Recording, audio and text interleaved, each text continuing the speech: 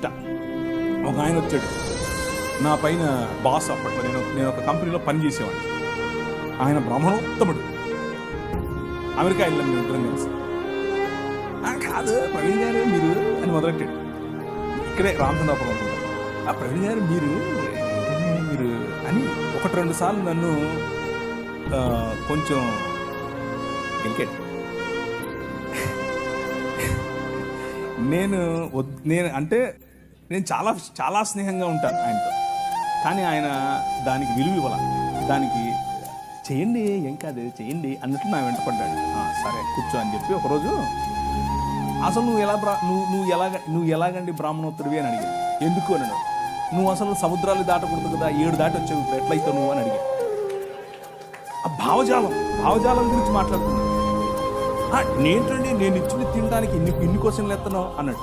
అలా కాదండి, మీరు ఇచ్చింది ఊరికే తీసేసుకోవటం కాదు, అసలు ఏంటి దాని వెనక ఉంది అని అడిగితే మీరు నాకు ఇది చెప్పారు, మరి మీరు చెప్తున్నది పాటించట్లేదు కదా అని అడిగాను.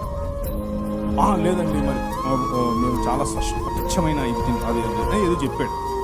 ఏం తింటారో ఏం కలుపుతారో చెప్తాడు. సరేనండి నేను కూడా తింటానులేండి, ఓ పని చేద్దాం, రేపు మా ఇంట్లో బీఫ్ బిర్యానీ వండుతున్నాను వచ్చేయండి అన్నాడు. ఏంటండి అలా అంటారు మీరు అన్నాడు. అంటే భోజనం అండి బాబు, మేము తినే భోజనం భలే ఉంటుంది, ఒక్క తగిలితే సూపర్ అన్నాడు.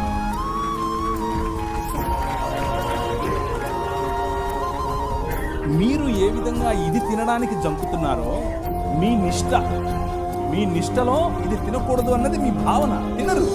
అలాగే మా నిష్టలో అది తినకూడదు అన్నది భావన, దాన్ని అర్థం చేసుకోండి. అంతేగాని పెద్దానికి వచ్చి మీరు ఇలా క్వశ్చన్ చేస్తే నేను కూడా క్వశ్చన్ చేయాల్సి వస్తుందని చెప్పాను. బీఫ్ బిర్యానీ సూపర్ ఉంటుంది, దోశ వేసి పెడతా అన్నాను. బీఫ్ వండి దోశ బీఫ్ ఏంటండి ఆ కాంబినేషన్? నేను అన్నాను భలే ఉంటుందండి బాబు, మీరు సూపర్ ఉంటుంది. ఇంకా మా ఊళ్ళల్లో సంగటి చేస్తారన్నాను. సంగటి ఆయనకి తెలియదు, అర్థం కావట్లేదు ఆయనకి. సంగటి ఏంటి అంటున్నాడు. అంటే కడపకు రండి ఒకసారి, బీఫ్ వేసుకుని సంగటి వండుకుని దాంట్లో నెయ్యి పోసి తింటే సూపర్. ఆయన తట్టుకోలేక చెవులు మూసుకెళ్ళి